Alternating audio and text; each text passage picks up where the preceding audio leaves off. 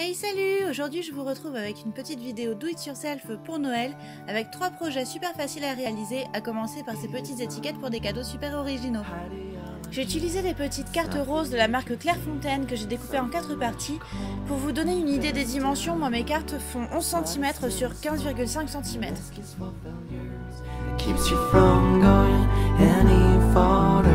It's like a fairy tale, it's like some poetry, it's the way to get free, like the...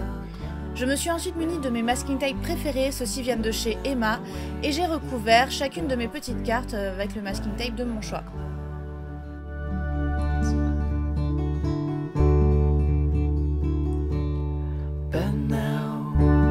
Silence covers you, hold your eyes in your mind, makes you cry and find life unbearable. You wish you could fly away. A l'aide d'un crayon à papier et d'une règle, je viens ensuite dessiner un petit V sur le bas de mon étiquette.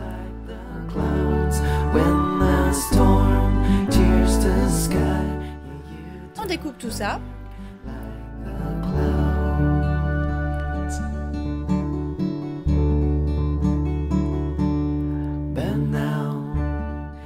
Si vous avez une poinçonneuse, faites un petit trou dans votre étiquette, sinon faites comme moi avec une épingle à nourrice ou une aiguille, comme vous voulez, faites d'abord un trou dedans et venez agrandir ce trou à l'aide d'un cure-dent. Pour créer l'attache de mon étiquette, je me suis munie du fil qui était dans la My Little Box de ce mois-ci, je l'ai passé dans le petit trou et j'ai fini avec un petit nœud. A vous de personnaliser votre étiquette avec le prénom de la personne à qui vous souhaitez offrir votre cadeau et puis des jolis petits dessins si vous souhaitez. Moi j'ai décidé des cœurs pour ma maman parce que je l'aime très fort. Maman, si tu passes ici, je t'aime. Et voilà vos étiquettes super mignonnes et super faciles à réaliser. S'il vous manque encore quelques idées de cadeaux de Noël, pourquoi ne pas offrir des mugs ou des assiettes personnalisées? Moi j'ai trouvé cette idée super sympa et j'ai acheté pour ça des feutres spéciaux pour la porcelaine que j'ai trouvé pour 10 € et quelques chez Gibert. Et j'ai acheté des super mugs et puis des super assiettes pour ma famille que j'ai ensuite customisé. Donc voici un mug que j'ai fait pour mon papa. J'ai dessiné tout simplement des petites feuilles de houx dessus. Parce qu'en fait, je vais vous avouer un truc, je ne sais pas très bien dessiner. Je sais peindre sur les ongles, mais dessiner pour moi c'est compliqué, c'est pas la même technique. Donc voilà, j'ai pas réussi à faire des super œuvres d'art sur le mug pour mon papa, mais je trouvais que c'était quand même plutôt sympa, donc j'ai écrit des petits oh oh oh sur la hanse parce que je trouvais ça vraiment rigolo. Et si comme moi vous êtes vraiment pas doué en dessin, vous pouvez aussi faire plein de petits points partout, c'est super mignon, super girly. Vous n'êtes pas obligé de faire quelque chose de très géométrique, donc voilà, c'est juste une façon simple de customiser un mug.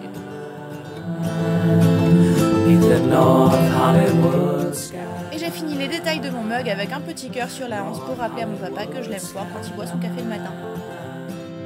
North Hollywood skyline, North Hollywood skyline. À vous ensuite de personnaliser vos créations en fonction des goûts du destinataire de votre cadeau. Du coup, moi j'ai dessiné un petit panda pour quelqu'un qui aime les pandas. Voilà, c'est logique. Et aussi, pas d'inquiétude, si jamais vous ratez votre dessin, il est possible de l'effacer et de recommencer. Moi, c'est ce que j'ai fait plusieurs fois en fait. On laisse sécher pendant 15 minutes, puis on fait cuire à 160 degrés pendant 25 minutes. Et voilà, ça fait des jolis cadeaux personnalisés. Les étiquettes et les cadeaux, c'est bien joli, vous allez me dire, mais maintenant il va falloir les emballer. Bah du coup, j'ai pensé à vous et je vous ai fait un petit tuto emballage de cadeaux.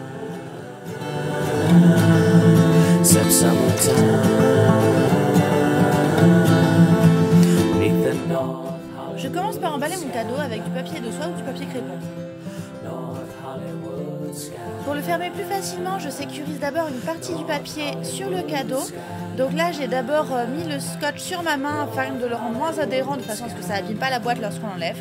Ensuite, je roule, je découpe l'excédent et je viens pousser sur le petit coin à l'intérieur pour réussir à faire un espèce de triangle sur le côté du cadeau. Comme vous voyez sur la vidéo, c'est un peu compliqué à expliquer à l'oral, mais je pense que la vidéo est assez parlante et on sécurise avec un petit morceau de scotch.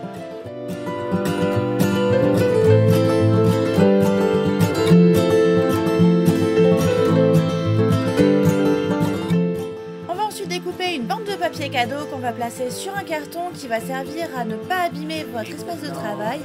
Et à l'aide d'un cutter, vous allez pouvoir découper des petites formes dans votre papier cadeau.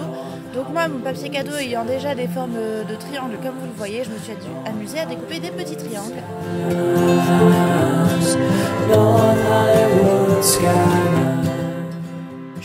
ensuite mon emballage cadeau en enlevant l'excès de papier sur les côtés et en utilisant la même technique que tout à l'heure en appuyant sur les côtés pour créer cette petite pointe en forme de triangle et sécuriser avec un petit morceau de scotch.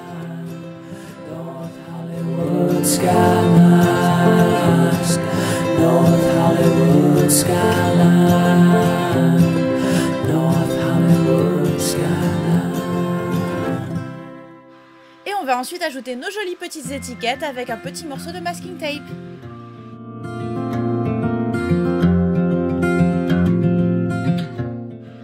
Bon, vu que je suis un petit peu maniaque du cadeau, j'ai également rajouté un peu de masking tape sur les finitions pour faire joli. Et voilà, un joli cadeau fait maison, c'est quand même bien plus sympa que les pochettes Fnac, n'est-ce pas? Pour les cadeaux avec une forme un peu originale, moi c'est tout bête, je les emballe toujours avec une forme un peu bonbon. Donc c'est vraiment tout bête, il vous suffit d'appuyer un peu sur les côtés, puis de mettre un joli fil, faire un joli nœud. Et voilà, c'est limite encore plus simple que les cadeaux avec des formes rectangulaires. Bonjour, je suis le petit milkshake, je suis trop mignon. J'espère que ces petites idées vous aideront à faire vos cadeaux de Noël. En attendant, je vous souhaite d'excellentes fêtes et je vous dis à très bientôt. Ciao!